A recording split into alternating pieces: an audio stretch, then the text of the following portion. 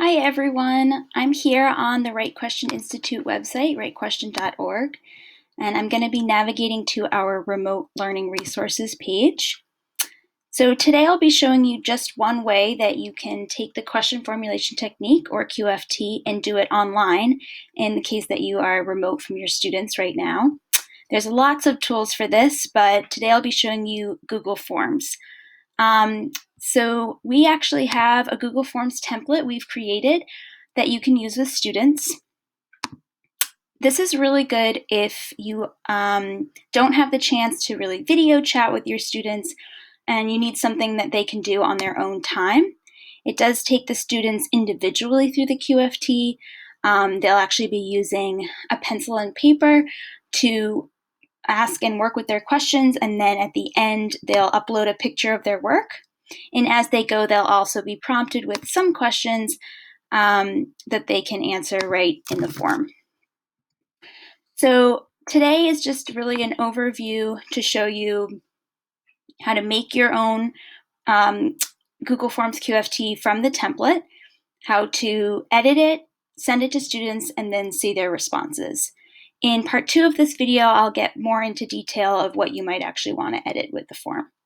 So here we are on the Remote Learning Resources page. Here's the template.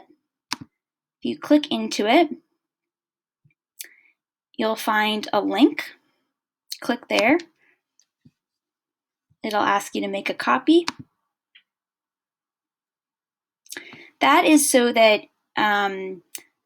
this is really and truly your own. So when students enter their responses, you'll just get the responses from your students and not anybody who's ever clicked on this form.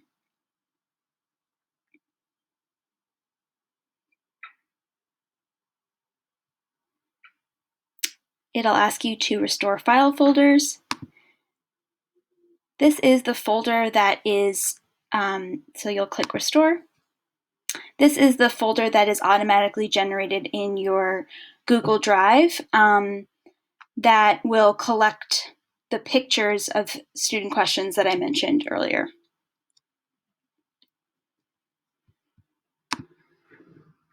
Once you're in the form, you're in editing mode, which means that you can edit anything you want. There might be a number of things you'd want to edit, for example, the title.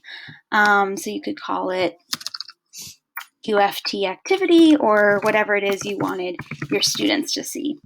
And again, now that you're here and have made a copy, this is your own form, so you can make it look however you want. You might also want to change the directions.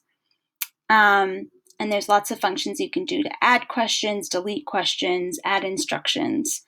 And I will get into more of that in the second part of this video. Once you've made all the changes you want to your form, you might want to see how it will look for students. So you can go to the top right-hand corner. There's that little eyeball. When you hover over it, it says preview. And you'll see that for students, it looks a little different. Whereas in editing mode, there were many sections and it was long. Each section is a page for students. I've added a progress bar at the bottom so they can see their progress through the form. And so it's helpful because it takes them really step by step. They can input their answer and then click next. If you decide that you then want to go back into editing mode, there's a handy little button in the bottom. It looks like a pencil. You can click that to get back into editing mode.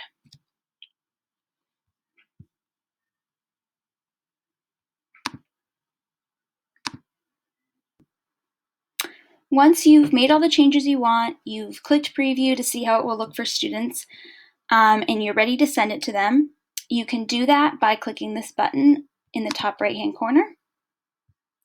There's a couple good functions. You can either send it directly to their email, you can edit the subject line and the message, make sure to check the box to actually include it, or you can just get the link. And I like to do shorten URL, it's even easier. Copy it, and then I'll show you if I were to paste it somewhere. I'll just paste it in my browser.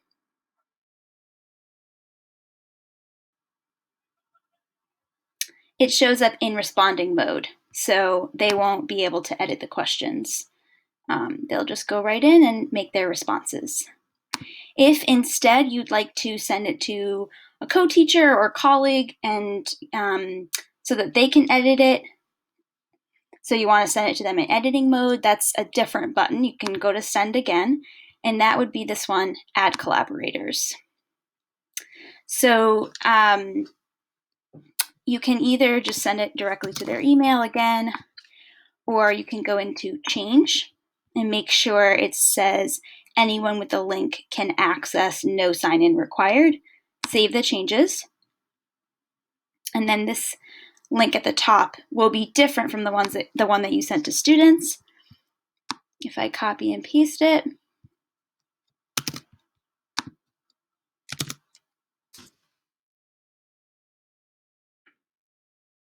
you'll see that it takes them directly into editing mode. So they can make any changes they want to.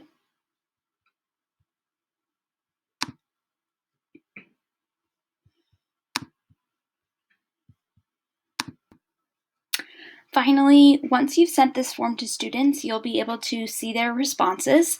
And you can actually see them in real time as they're coming in. This number here indicates how many people have responded, in this case 2. You can tab right over to responses, and there's a couple different options for how you can see them. So summary obviously summarizes all of the responses per question. So if it's a multiple choice question, you can see they even generate a pie chart to show you 50% of students answered one way and 50% answered another way.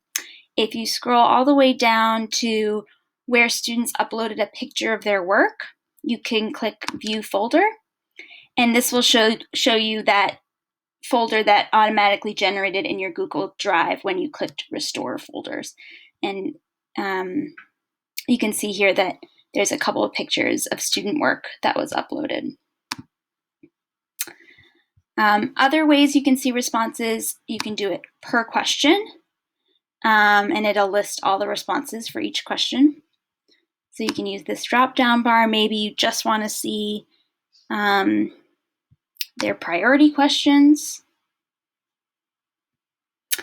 Or you can see each individual student's full form. So here we're on student 1. I can look and see how they responded. Then I can click through to student 2 and see how they responded. And finally, there's a lot of ways to then save their responses, which is really cool.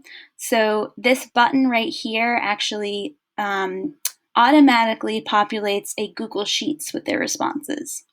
So if you click it,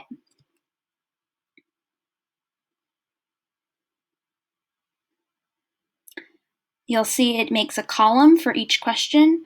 So this is really great if you want students to be able to see each other's responses or do something with their questions after the fact. So you might copy and paste one of these columns and post it somewhere or send it out to students. It's really good for that. Another cool feature that helps students see each other's responses, if you go to this settings wheel, there's a part that says respondents can, and if you check the box, see summary charts and text responses and save, when they go through the Google Forms activity, when they reach the end, it will give them an option to see previous responses. It'll look like this, and they can click See Previous Response.